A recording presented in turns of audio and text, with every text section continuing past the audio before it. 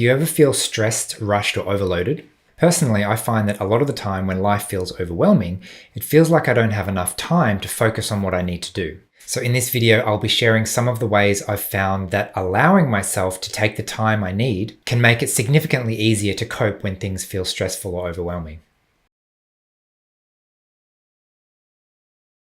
Hi everyone, Paul Micallef here from Autism from the Inside. I make weekly videos sharing the human side of autism, so make sure you hit subscribe to get the latest content. So a quick story to start us off. So a couple of years ago, I visited the Dachau concentration camp in Germany, which is a memorial site to help educate people about World War II history. And one of the things that stuck with me from that visit was learning about the practice of not giving the prisoners enough time to do anything as a deliberate torture strategy, basically. So never having enough time to do a task properly, like getting dressed, for example, means that you've put one boot on and now you have to walk out the door and there's no time to put the other boot on. It was a way of making sure that life was a constant state of unmanageable stress. And I remember relating that directly back to my own life and recognizing how often I felt something similar. In a way, no wonder I'm stressed and overwhelmed when I feel like I don't have enough time. It's basically a torture strategy. The only thing is that, in my case, a lot of the time it's self-imposed. I try and take on too many things and commit myself to too much stuff. And then I wonder why I get overwhelmed when it feels like I don't have enough time to get it all done.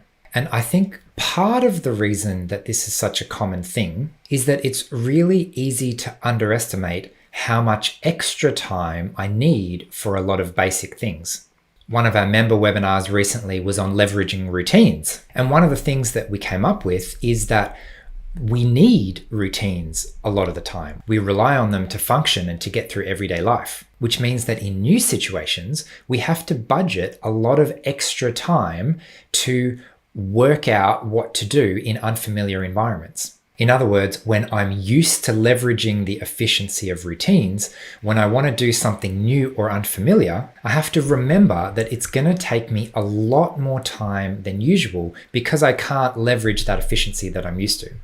And when I forget how much extra energy things take in advance, it leads me to taking too much on, putting too many expectations of myself, and ultimately feeling rushed, like I don't have enough time to adequately devote to any given task.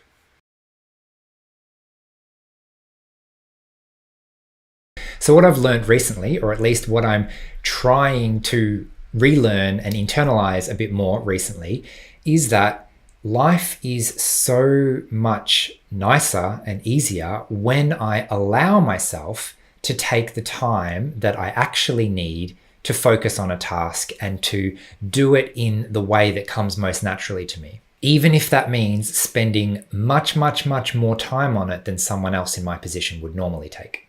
So a good example is my new video background. Thanks so much to everyone on Patreon who gave their feedback throughout the process. That was really helpful. I've essentially spent the last 2 weeks trying to figure out how to make this work, which sounds like a very long time when you think about it. How long should it take to put a video background together? Maybe an hour, maybe 2 hours. You're probably not going to guess that it's going to take 2 weeks of time and mental energy to focus on it until it's finally done. But for me, it's totally worth it to invest that much time in advance until I'm actually happy with the solution so that I don't need to come back to it and try and optimize it later again. And this is just one of very many examples of having to rediscover and recreate working routines in a new environment. So as some of you may know, if you've been watching previous videos, I've recently moved house, hence why I had to change my setup a little bit. And you can imagine how many routines I had to recreate from scratch just because I'm in a different location. Once that routine is set up, however, it's incredibly efficient and saves me a lot of time going forward. I completely took for granted how happy I was with the previous video background. It was more than 2 years that I just didn't need to think about it at all. Turn the camera on, record a video, don't spend any time or energy thinking about what's going to go in the background or how to set it up. So if you think about it, I've spent the last 2 weeks investing my time and energy into a solution that is hopefully going to last me a couple of years. And that's the part I need to keep reminding myself, Sometimes I feel like I'm really slow. I feel like I'm really inefficient, that it takes me a really, really long time to do things. But how I need to reframe that is that I am front loading the process. I am investing a lot of time and energy up front so that I can save a lot of time and energy down the track. Now, it's not always a great idea to do that, especially when I'm doing lots of new things. I don't have time to become an expert in every single thing that I do. Sometimes I just need to do it and get it done. But remembering that this is the natural way that I work allows me to leverage the benefits of investing in an efficient system upfront without putting myself through all this unnecessary stress of beating myself up, saying I'm taking too much time, or I'm investing too much time, or I'm wasting too much time.